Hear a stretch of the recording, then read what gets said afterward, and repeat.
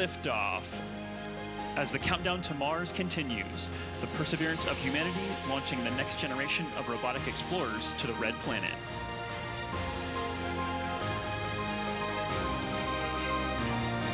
And we have good indication of SRB jettison of all 4 SRBs. We have good indication of payload fairing jettison. And we have successful separation of Mars 2020 with the Perseverance rover.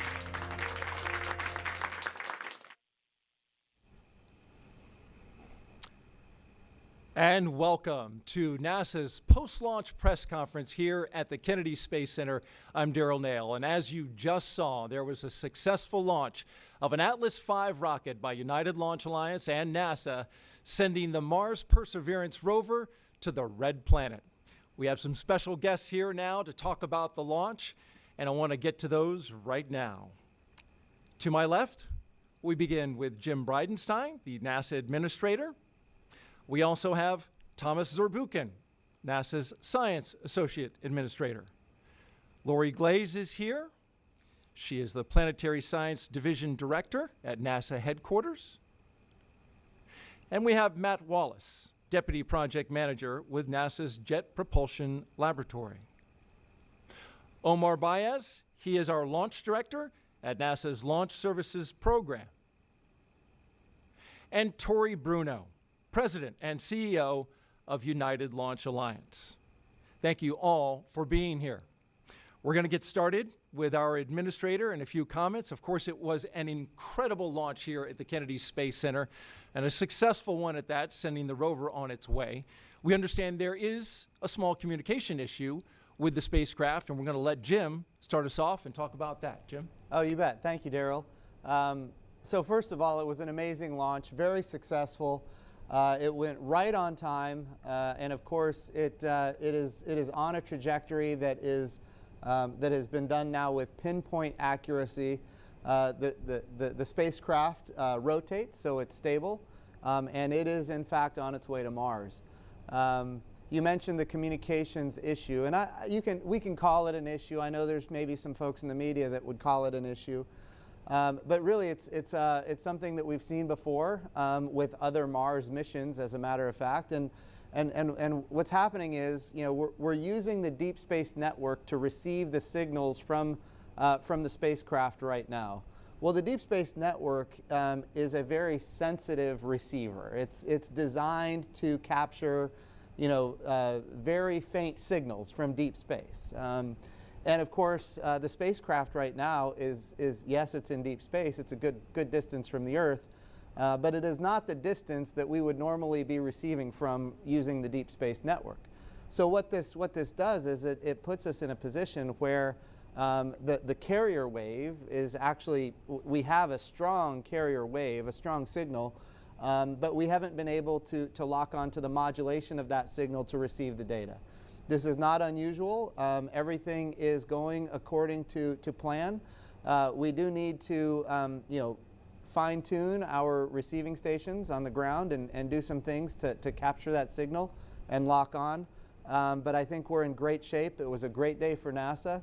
And I just want to say thank you to our partners at United Launch Alliance. Tori Bruno, your team did an absolute magnificent job. It couldn't have gone any better from a launch perspective. And of course, our team at JPL, which has worked so hard to put this mission together. So the whole NASA team is grateful for the people that made this come together. So thank you, Daryl, and look forward to hearing from the others and answering questions. Absolutely, and thank you, Jim. Let's start with you, Dr. Z. Successful launch. There's still a lot to go. What are your feelings now after experiencing this and seeing this science mission on its way? I'm relieved. It's a space mission now, right? It used to be an engineering project on the ground. It's a space mission now, and it's on the way to Mars. That's exactly what we hoped we would be at right now. And the one thing that I want to do also is just add my gratitude. Launch Services, United Launch Alliance, getting this done. Of course, JPL. And the many partners, both international and domestic commercial partners that got us there. And I just really want to thank. I want to also tell you about something else I'm proud of, and that is that this entire launch, from the beginning, with all the uncertainty that the launch brings, through now, we do so with cameras on, and we communicate clearly and directly and openly. We believe, and I know we feel exactly the same way, Jim, is that inspiration comes from taking that risk and making it really clear and open what all the successes are. And every once in a while, you know, where we need 2 attempts to get this down and you know, on the green and down, you know. So the point is, this is just a space mission. I look at 100 space missions or so each day in my email, and issues of that type and others occur, and we communicate that openly, and I just think that's where the inspiration comes from. I was so excited, for example, to meet these 2 7th graders that did name Perseverance and Ingenuity, and just learned from them how inspired they were from this launch. So I really just so grateful and so excited for this mission. You can certainly tell they enjoyed their time here watching from the 5th floor, and getting all the excitement that goes into watching something they helped name go up into space. Lori, let's get to you now. You've got something, a little fun planned for us, right? I do, but before we get to that, I want to just take a moment also to thank, of course, ULA and LSP and JPL and all of the scientists and engineers that worked on the Mars 2020 project, all of them that got us here today. We wouldn't be here without the entire team, so thanks go to all of them. I do have something a little special for folks today. We are, of course, with this mission, taking the whole world with us on our way to Mars. And as part of that, we ran a campaign with JPL to invite the world to help us with the countdown to Mars. And so what I'd like to do is share that a little short video that we've put together with the help of folks all around the world.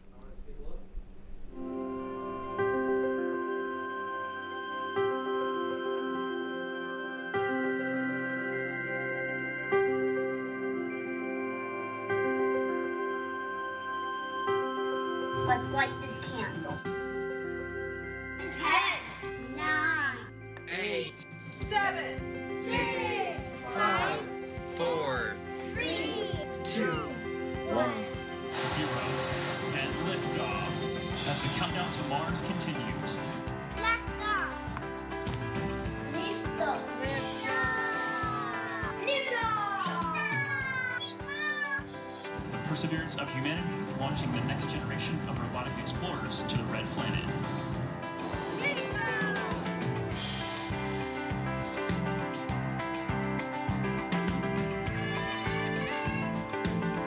Bon voyage. welcome back Perseverance.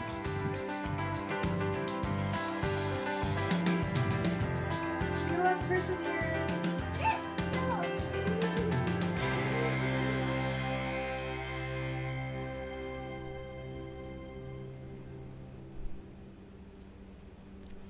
Well, that was great, Lori. Great. Really enjoyed seeing all those kids from around the world helping out and contributing some of their creative genius to our mission here. We want to turn now our attention to Matt Wallace, the Deputy Project Manager, who looks like you were doing some communicating yourself over there. Tell us what the, Yeah. what the latest is with the rover.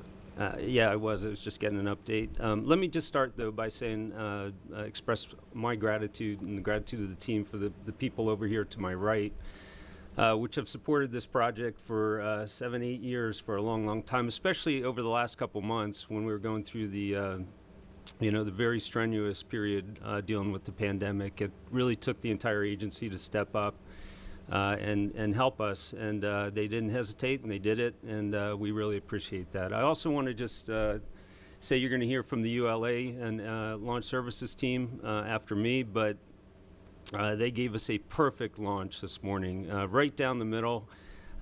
Couldn't have aimed us any better. We look great coming off the Centaur. And they really pushed hard to keep us on this limited planetary launch window in 2020. As most of you know, if you miss this window, you got to wait a couple years, and so it was critically important for us to hit this. And I can't say enough about the professionalism and the support they gave us over the last couple months in particular. And then also, I want to thank the team. You know, the team out there, thousands of people that have really stepped up and made this a special mission. As people have alluded to, Perseverance has become a pretty good name for this mission. So let me talk a little bit about what we've been dealing with just today. As I said, the spacecraft looked great pre-launch. We went into launch mode. We get telemetry via the launch vehicle, telemetry communication all the way through separation of the upper stage. And then we go into a period where we have to wait until we come out of the eclipse of the Earth. Essentially, the Earth is shadowing the sun, and therefore the spacecraft doesn't have a lot of power. And so we don't turn on our high power transmitter, and we wait until we're in a better power situation to do that. So at about 9:15 or so this morning, as expected, the transmitter turned on. The signal strength looked very good at the receive station. There were really no indications of any issues. The navigation signal, the Doppler that we analyzed to make sure we're on the right trajectory, looked very good. The one problem we had is we couldn't, the terminology that we use is we couldn't lock up our telemetry. And so basically what that means is that we have to modulate our telemetry on a subcarrier, and then we have to demodulate that subcarrier, and which sounds pretty technical, but basically it allows us to read the information and the data coming from the spacecraft. Now, it turns out that the Deep Space Network is really designed to talk to spacecraft that are a long, long way away. You know, spacecraft like Voyager, which are tens of billions of miles away. And so they have very sensitive receivers, very big antennas, and to configure them, in fact, to talk to a spacecraft that is this close to the Earth is a little out of the ordinary. And so we know, and we have had issues in the past before. In fact, the last mission I worked on, the Curiosity mission, which launched in 2011, had this issue where we were basically saturating the receiver at the ground station. And so it takes us a little while to essentially figure out how to configure the ground station such that we're able to demodulate that telemetry signal and get the information from the spacecraft. And that's what we've been working through over the last hour and a half or so since the transmitter turned on. I did, just as the administrator was speaking, I did just get a text that we were able to lock up on that telemetry. And so we'll be starting to get some information on spacecraft and spacecraft health very soon. The good news, though, is that you know, all the indications that we have, and we have quite a few, are that the spacecraft's just fine. It's a very stable spacecraft. It's a spinning spacecraft. Our Centaur upper stage, in fact, spins us at about 2.5 revolutions per minute, which means the spacecraft is hard to kind of knock off course. It's like a spinning top. You can't knock it over. And so, so it's very stable. We know it's getting good power. We know, as I said, the transmitter's on. And so it's really just taking a look now at the telemetry, which we've now locked up on, and getting a health status from the team. And so that'll happen shortly. All right. Thank you very much for that Sure. update. That is great news to hear. Let's turn now to Omar Baez, the launch director from NASA's Launch Services Program, getting a lot of accolades. So, Omar, how did you feel the team performed today? Oh, fantastic. Honored, proud. Those are the kind of words that I can think of right now. Ecstatic, you know. It was a very quiet count for us. About the only excitement was a couple of instruments dropping out with the range, and then at about 20 minutes, Matt came over to us and said, "Hey, we just had a earthquake in Pasadena, and we'll see if we're still okay as far as the control room there and the information they were getting." And they responded back really quick. And I'm pleased to say we hit it right at the beginning of the window. The vehicle performed perfectly. I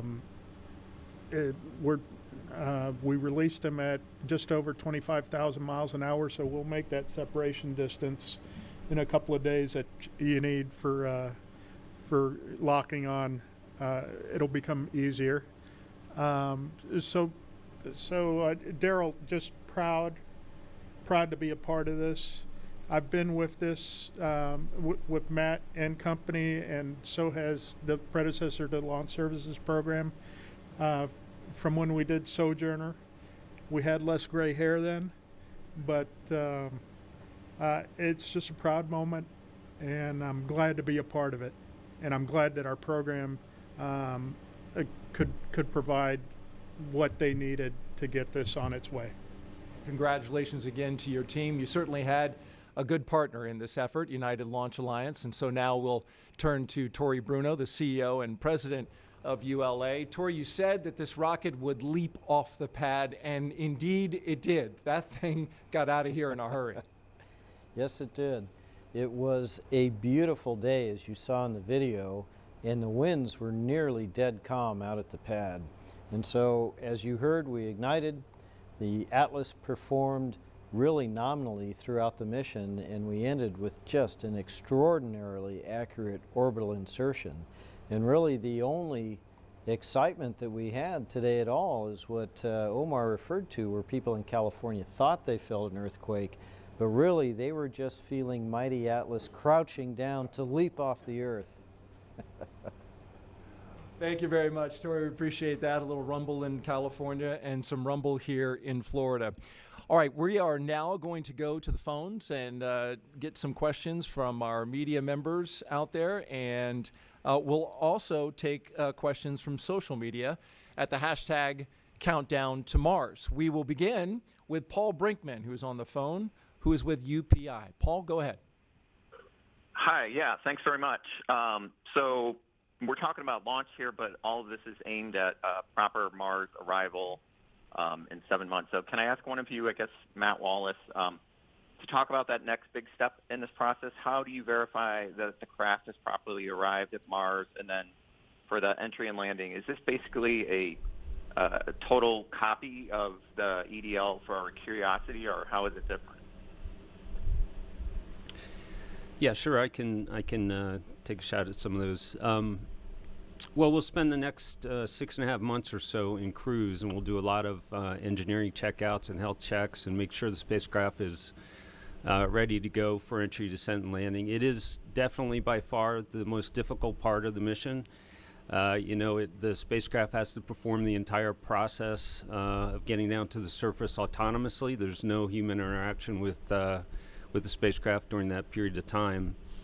And basically, we start prepping for it maybe 8 days out or so. And as we get closer and closer to the outer atmosphere, there's more and more autonomy. Especially this spacecraft essentially starts to do what it needs to do on its own without our interaction. And then we do land in a way that's very similar to Curiosity. We were able to leverage a lot of the investment we made in that mission, getting Curiosity down to Gale Crater. So we come in, on the order of 12,000 miles an hour. Our entry capsule will slow us down.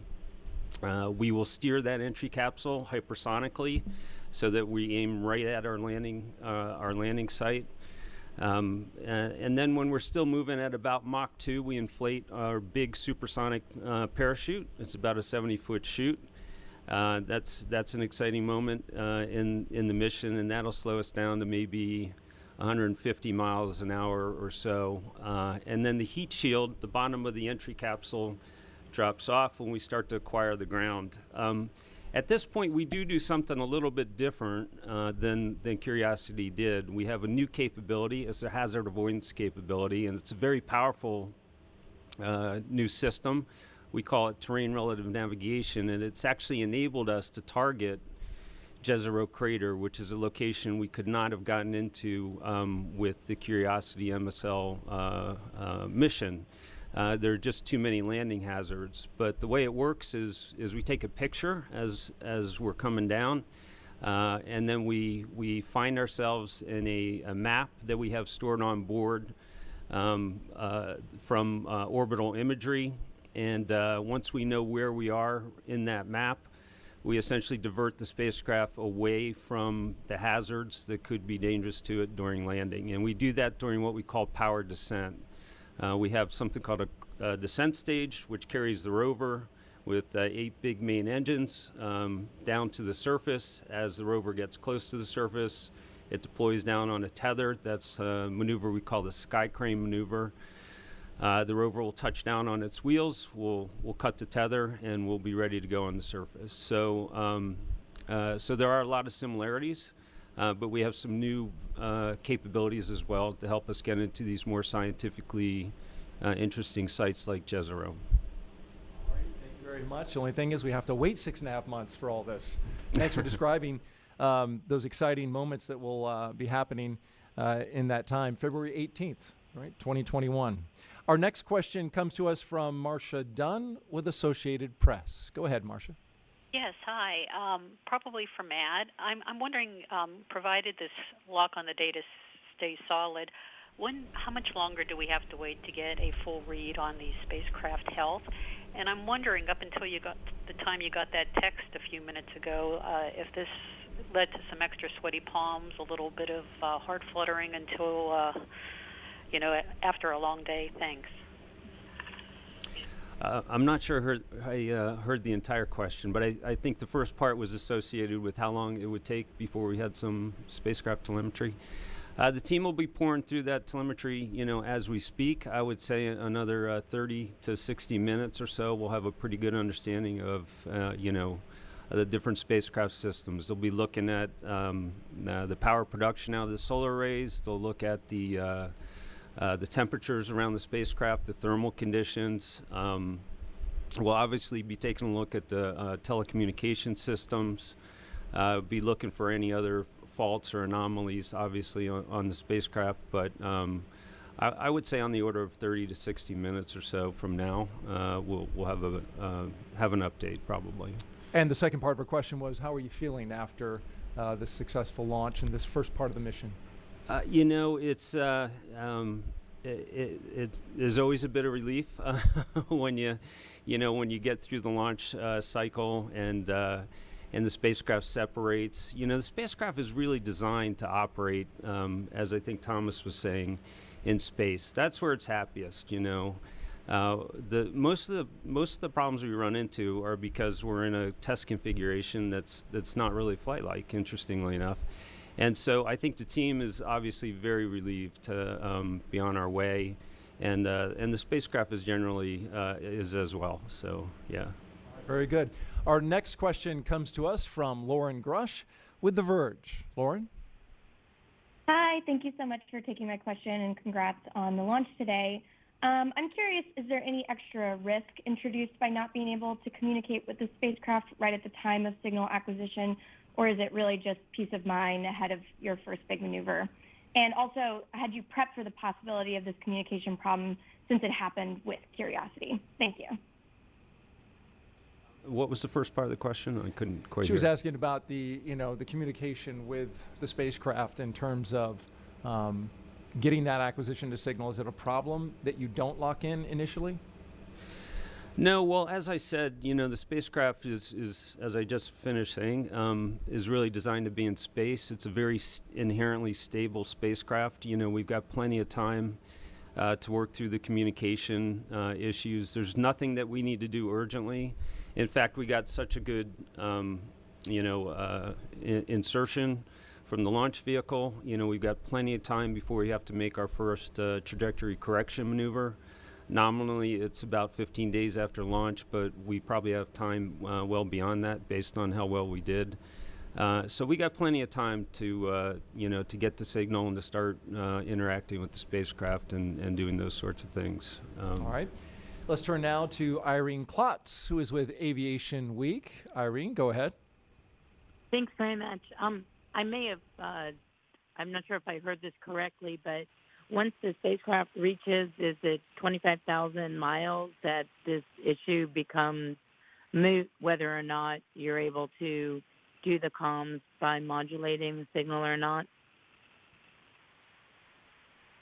That's from Matt. So in other words, how far away does Perseverance need to be before it enters the true deep space mode of communication? Yeah, I think it was Tori or maybe Omar that said the spacecraft's moving pretty fast, 25,000 miles an hour when it comes off that upper stage. And so the point that they were making is that we're putting distance between the spacecraft and the Earth pretty quickly, and so that helps a lot with respect to the saturation of the ground station, radios. And so really within hours, the power will drop. And that can help, certainly, yeah. And real quick, Omar, what were the numbers on the release of the spacecraft? It's just over 25,000 miles per hour. Okay, very good. All right, let's turn now to Russell Pins, who is with Pacific Rim Media. Russell, go ahead and ask your question. Good morning. Yeah, that's Russell Pounds, calling from Alaska today. And this is for Administrator Bridenstine. The question is, when does the light go on for students that America's investment in space exploration is worth the money? And then as a follow-up for adults, if it's a different kind of time when they realize, oh, this is worth our while, when is it that happens? Oh, I think it's already happened, and I think, when you think about Mars Perseverance, that's evidence that it has happened. We just had a few folks here on the panel talk about Sojourner and its success, and then of course Spirit and Opportunity and the success of those robots, and then Curiosity and now Perseverance. Look, every single one of these missions gets more complex and more sophisticated, and right now we have the single most sophisticated, complex robot ever sent to another world, and so we're very excited about it. But I think the American people see the benefit of these activities, not just in terms of science, but also in the development of technology that we all benefit from. So I think as far as the American public goes, there's a lot of enthusiasm for these missions. And of course, as far as children go, these are the kind of moments where people decide, young folks can decide, wow, that's something I want to do when I grow up, and they go into the STEM fields and they get interested in STEM activities. So I think all of America is very proud and excited about this mission, and the ones that in fact came before it, and the ones that are operating on Mars right now today. We certainly got a sample of that from Lori's video and some of the kids that we saw there. Let's pause for a second and ask a question to Omar while we are waiting for these 7 months for Mars Perseverance to land. What is next for LSP? So LSP's next launch is the Microfrylix Sentinel-6 mission out of Vandenberg, and that's in November. But we do have a very full manifest of other missions that are in queue. So yeah, next up in the lineup for launch, Sentinel-6, and quite a few other missions to fly out in a year later. Good to hear the manifest is full over there. For Tori, ULA has launched 4 previous missions to Mars on an Atlas V. Was there anything different that you did with this configuration that was different than the others? Yeah, there was. So there were probably 2 important things that were different. The first was that the planetary protection requirements in terms of cleanliness and biological contamination were updated for this mission, making this probably the cleanest spacecraft that has ever gone to space. That was a significant challenge. And then we combined that with another new thing, which was to bring in the nuclear battery, the multi-mission radioisotope thermoelectric generator, laid into the flow and actually breach that encapsulated volume where we keep the ultra-clean spacecraft, where it was prepared in its own facility in order to install the battery out near the pad in what is essentially an outdoor vertical integration facility. And so that meant constructing a clean room that could be put onto the VIF on a platform and then have people come in there and do that work while maintaining all of those protocols. both handling of the plutonium as well as protecting Mars from the spacecraft itself so that the experiments could be successful. So that was a pretty big challenge for our people, and of course they had to do it in the midst of COVID just like your teams did, and I could not be more proud and more humbled by the courage and the dedication of my launch team that just pulled all that off. And congratulations on that great work. Going to go back to the phone bridge now, and we'll get a question from Leo Enright, who is with Irish Television. Thanks very much, and congratulations on the launch today. A couple of questions. One for the rocket people, as it were, about spacecraft separation. We saw a blink and you miss it video of spacecraft SEP. I just wondered if we're going to see any further video, or is that it? And then for Matt Wallace, if I may, could you be a bit specific about what time of day you're planning to land on Mars? It helps us TV people plan ahead. Is it morning, noon, or middle of the night?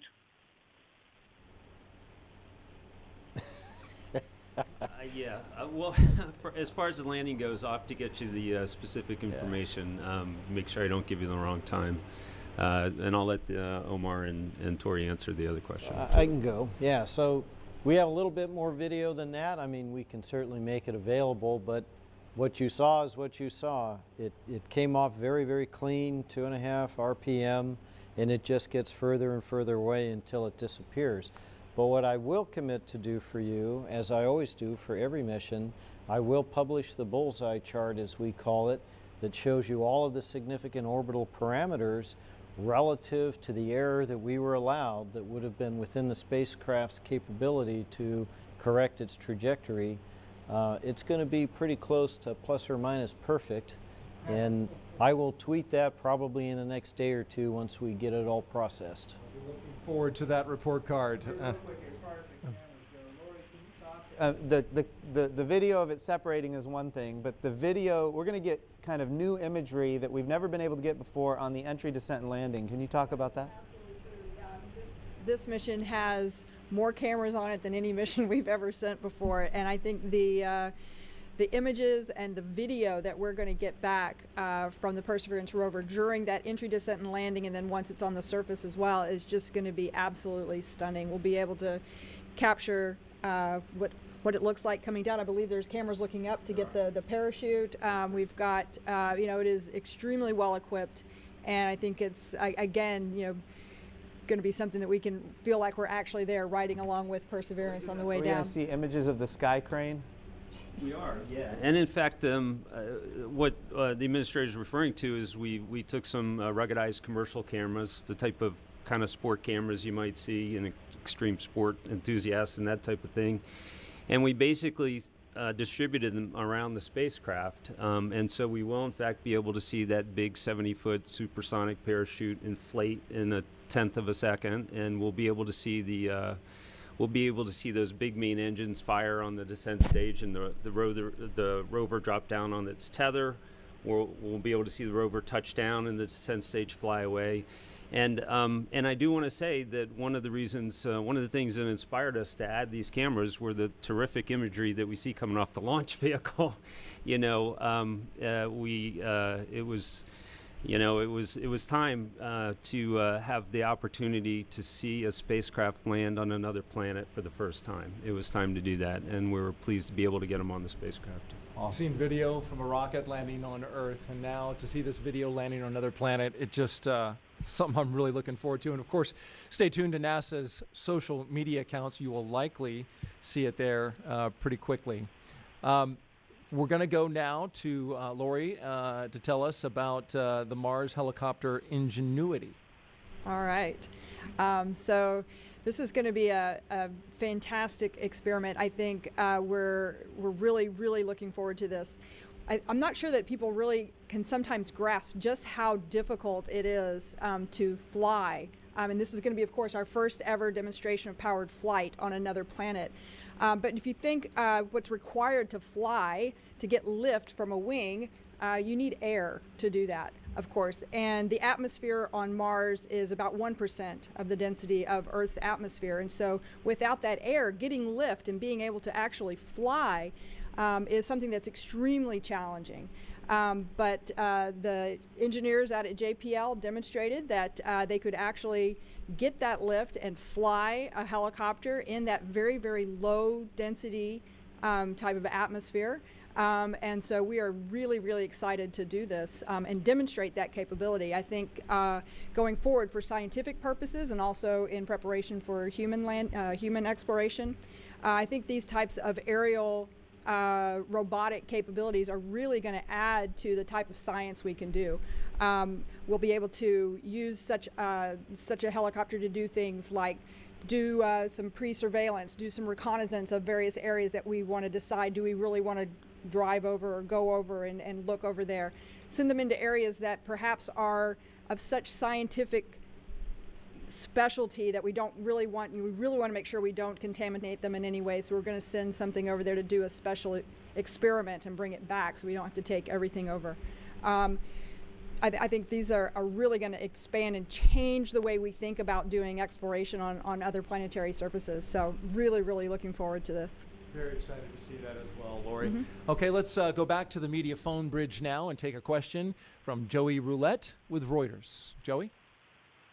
Hey, thanks for doing this. I was just wondering, what is the total distance Perseverance will travel in the next 7 months, and how patient will the team at JPL have to be during that time? And I also just wanted to follow up on Marcia's question earlier to Matt. What were the feelings in the room when the teams were working through that comms issue after a long launch day? Were there sweaty palms or any nerves? Thanks. Dr. Z, why don't you take the trip to Mars? How long is it? The distance. 6.5 months. What's that? He wanted it in miles. Length of time, the miles? Yeah. Oh, did he ask the distance, I believe? Oh, yeah, the distance. Distance traversed. 100 million miles, Yeah. to travel from here to Mars. And yeah, the team will. They still got plenty of preparation to do for entry, descent, and landing, and surface operations. So they'll be busy during that period of time for sure. I do want to talk about the second question. It's like, how was it when the team addressed this issue? I just want to tell you, like it always is. This is, you want to be a rocket scientist, this is what you do. It's like, we're not just scoring hole-in-ones every time. And what we do is we let the people work. We had Matt talking to us, and we let him work, and we listened what he had to say. We did not add data. We listened what we had to say. We communicated it like we always do. It's like we always do it. It's just, I mean, you have to have a little bit of nerves if you're in that business. But the point is, that's why we love it so much. It's because we solve problems together as teams. Right now, I know, I do not see them right now, but I feel them. Right now, there are these amazing JPLers sitting there in Pasadena. There's some people right here solving this problem right now. Before I go to bed, I will know what it is in detail. I'll take any bet with anybody who wants that right now. Why do I do that? Because I observe it every time. And, whether that's with JPL, whether that's with Goddard, whether that's with Lockheed Martin, this is the commitment that it takes. And so for me, it was exactly like it always is. It's just an issue. It's rocket science.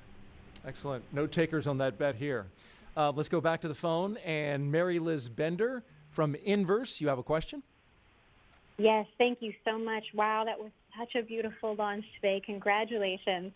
I am really excited about all of the new functionality on this rover. I've been talking to the JPL engineers all week about how we keep stepping up the rover status, and now I know we're working toward getting to a place where we can have huge rovers that can assist humans in our exploration of Mars. So I'm just curious, what are kind of the steps that take us from here to there? I'm sure we don't know everything, but what do you kind of see as maybe the next set of missions, and how might they improve on this one? I can take that one. So I think the next step that's going to move us along towards human exploration that we'd like to see at some point in the decades to come here is the Mars sample return mission. This is the very next mission to Mars that'll follow on after Perseverance, and it's actually the next step in trying to go back to Mars and collect the samples that Perseverance is going to store on the surface for us. And that Mars sample return mission is actually going to demonstrate even more capabilities that we're going to need in order to explore with humans at Mars. First off, that mission is going to have to be able to demonstrate how to launch from the surface of Mars. We're going to send a rocket, the Mars Ascent Vehicle, to Mars. We're going to have to get those samples and put them into that rocket and launch them into orbit at Mars. And we certainly are going to need that capability when we send humans. We're also going to demonstrate with that mission the ability to rendezvous in space around another planet. We're going to, when we launch that sample into orbit around Mars, we're going to have an orbiter there also at Mars, and it will hook up with that sample and capture it into a capture and containment system on the orbiter, and then we'll have to deorbit at Mars and return to Earth. And all of those technologies and all of those capabilities are going to be necessary when we send humans. So I think we just, with each mission, with each robotic mission, we demonstrate those next capabilities that we're going to need and build the bridge that we're going to need to get to human exploration. All right, thank you, Lori. If you don't mind, I'll add. Yes, sir. And that is that, you know, there's three more things that are really important. The first one is that actually, roughly in the same time frame, we're trying to design an ice mapper, one that is really focused on actually finding water resources, because also that we want to have available for humans when we're going. It's part of our budget that's under consideration on the Hill.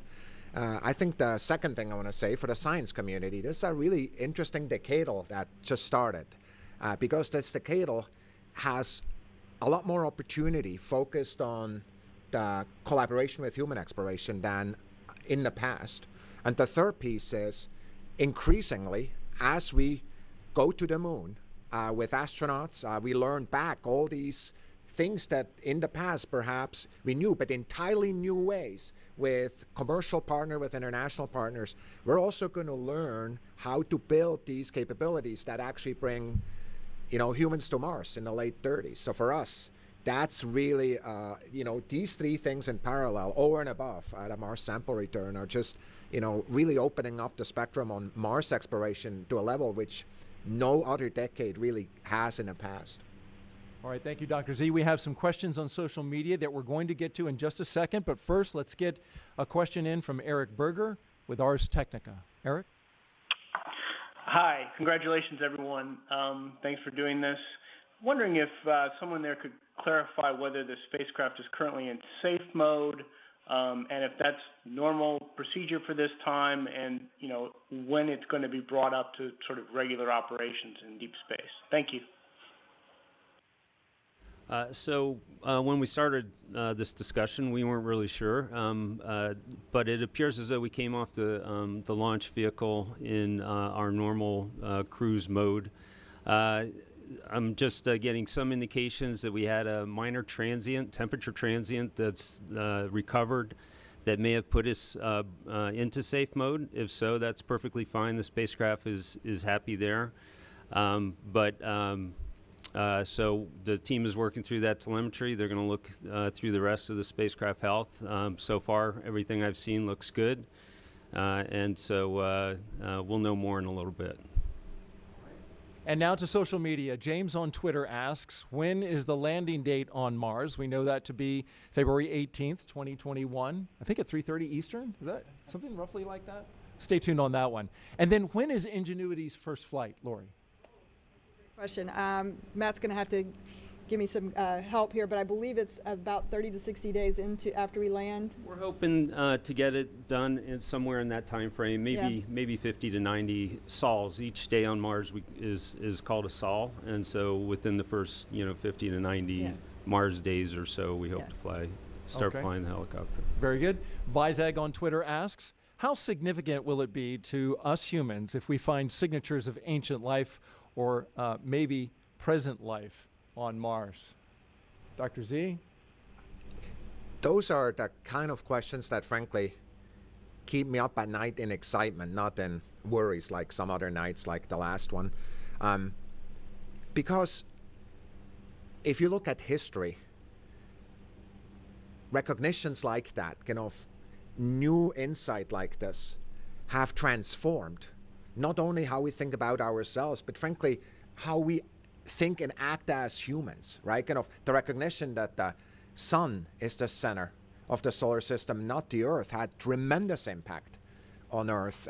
And so for me, the life question is really quite foundational. I'm really interested in what the administrator says to this, right? Kind of for me, it's kind of as a scientist, it's really the holy grail. It's like, you know, when you go from n equals 1, there's only one life we've ever observed, to n equals many, multiple lives, everything changes. Like I mean, you can do research, you can ask questions, you have no clue how to even start, right? It's like opening up a whole new building of exploration in a way you never could. But how do you feel about it? Well, I think there would be no bigger discovery in the history of humanity than finding life that is not on our own world. And I think it'll fundamentally transform how we do exploration in the future. We've been on this path of following the water to determine if some place is habitable or not.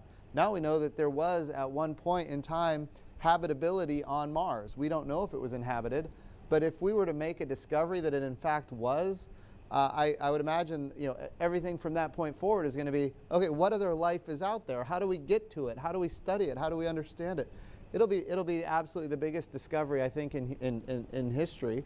But I also think it will enable us to do more than we've ever been able to do before, because there will be such a profound interest in going further and doing more. So look, I mean, I think everybody's going to have to answer that question for themselves, but certainly there's a lot of interest in finding life that's not on this world, and that's what we're trying to do. Absolutely, and thank you for that. One more question from social media. Dennis Morissette on Facebook asks, are the cameras on board Perseverance much better than those on Curiosity? And we understand that they are.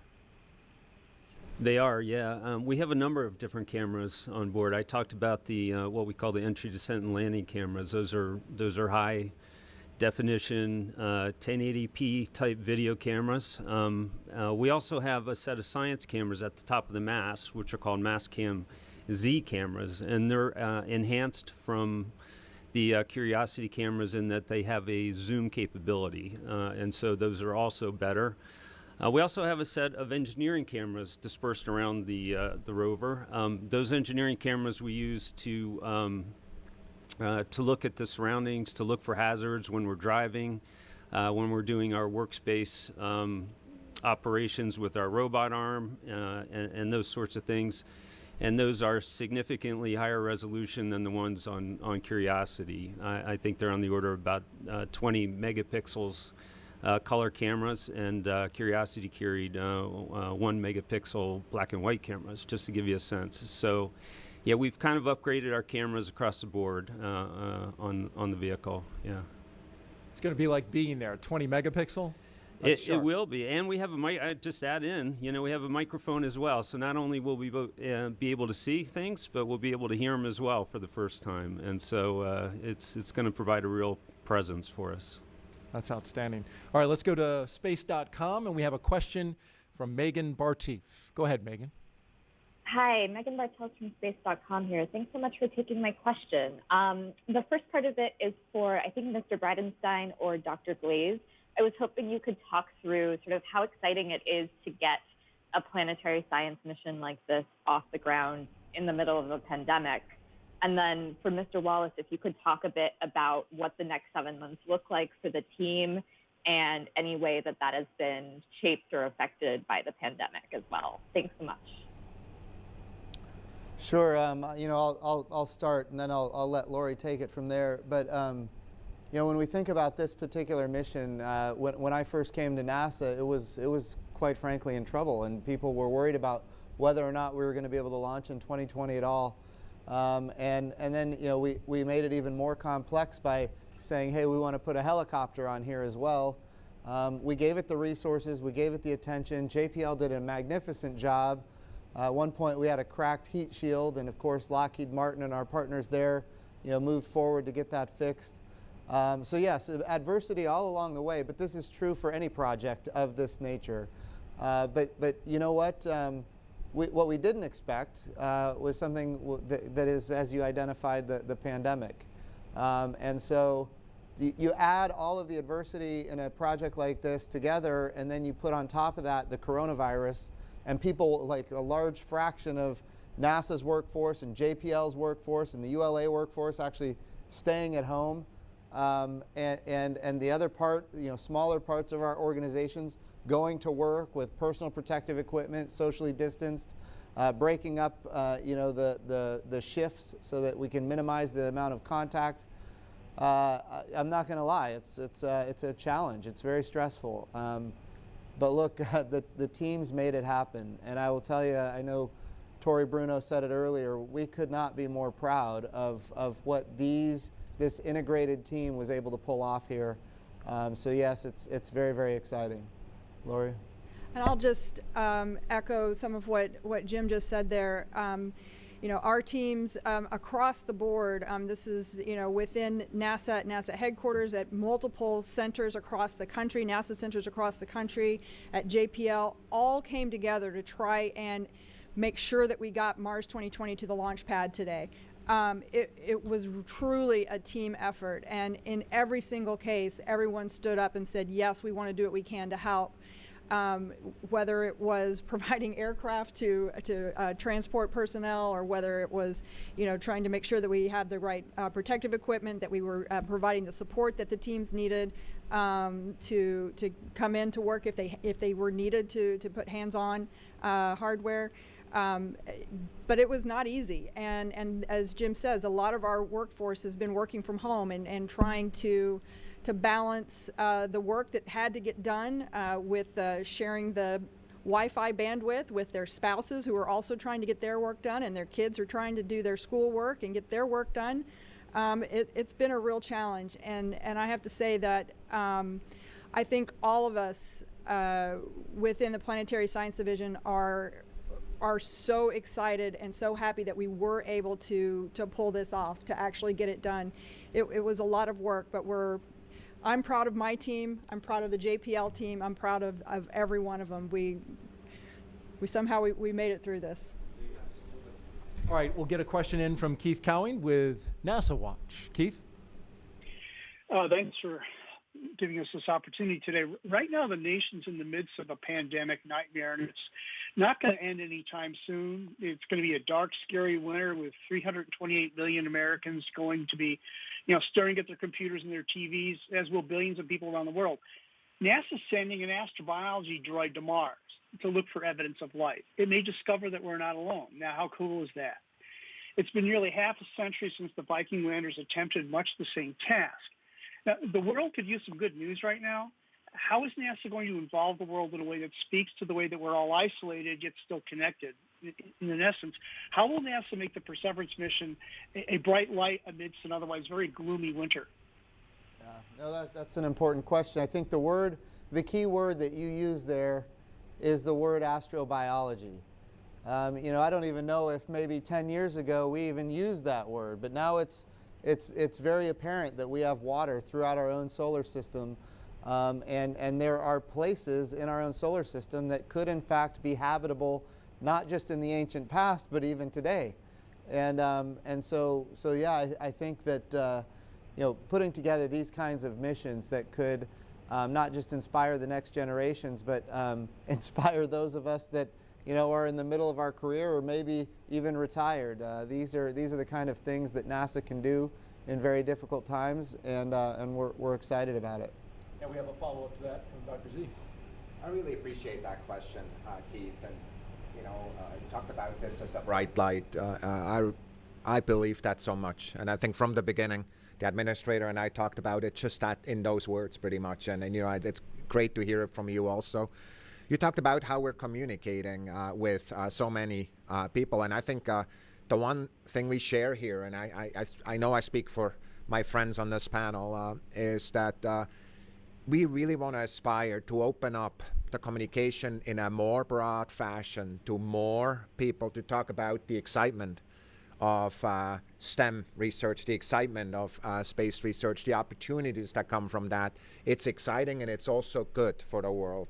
And so for us, the way we're doing that, of course, is we're as we innovate new missions, we try to innovate new communications. And I just want to tell you, one of the things that made me very proud today is the communication efforts that were set up during the entire week. You know, this team at headquarters, led by Jim and his core group, Paul, one of your people there, I think did just an amazing job really telling the story more broadly.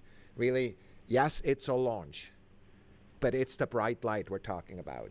Yes, it's a mission, but we're talking about transformative science and transformative exploration that goes beyond robotic exploration.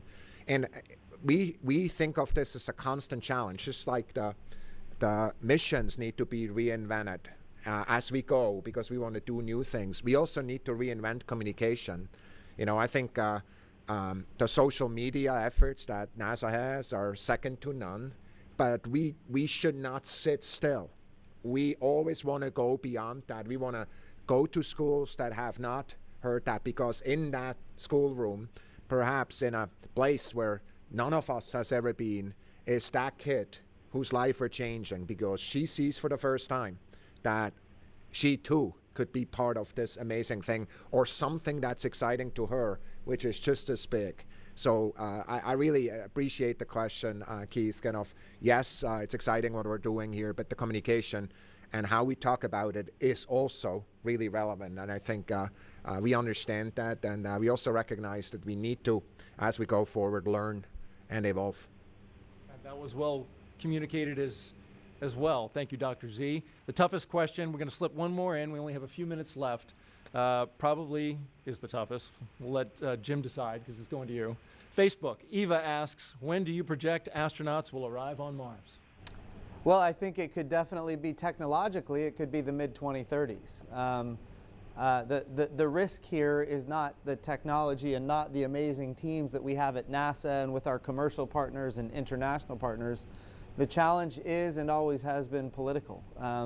To do these kinds of missions requires budgets. I will tell you this, the President's budget request right now that is being considered by the House and the Senate is the highest budget that NASA has ever had in nominal dollars. The current budget that we have is the highest budget that we've ever had in nominal dollars, and next year it's going up even higher. And that's with bipartisan support in the House and the Senate. We have gotten the budget that we have, and of course next year we want to get even more. And we need more because we need to go to the moon sustainably to prove that we can live and work on another world for long periods of time. And we go to the moon because it's always a 3-day journey home. And we can prove what we need to prove there so that we can eventually send humans to Mars. We've got the robotic precursor missions, which we've been talking about today, but we also have human precursor missions at the moon. We love Apollo. The challenge with Apollo is that it ended. And now we're going back to the moon with commercial partners and international partners under the Artemis program, learning how to use the resources of another world, in this case the moon, so we can apply all of that for our eventual long-duration mission to Mars. We can do it. And of course it's going to require financial support. The House and the Senate are considering the budget right now. And I would just extend a request that when they think about these things for the budget request, think about what happened today. Think about what's going to happen in February when we land on Mars again, this time with an astrobiology mission and a helicopter and an ability to convert carbon dioxide into oxygen. Think about what we just did with launching American astronauts on American rockets for the first time since 9 years ago, 2011, the retirement of the space shuttles. Look, we can do these things. They require resources. They require the American public to believe in what we're doing. And of course, it requires mission success. And I will tell you, this team has proven that they can successfully accomplish these missions. If we were to receive the budgets, I'm very confident that we could get there by the mid-2030s. All right, and we will close on that note. We appreciate all of you being here. Our special guests today, we know you woke up early, so thanks for sticking around and participating in this post-launch news conference. And thank you to all of our social media participants as well as members of the media. For more information on today's mission, you can go to nasa.gov, nasa.gov/perseverance, and mars.nasa.gov/perseverance. Thank you for joining us, everyone. Have a great day, and remember, keep looking up.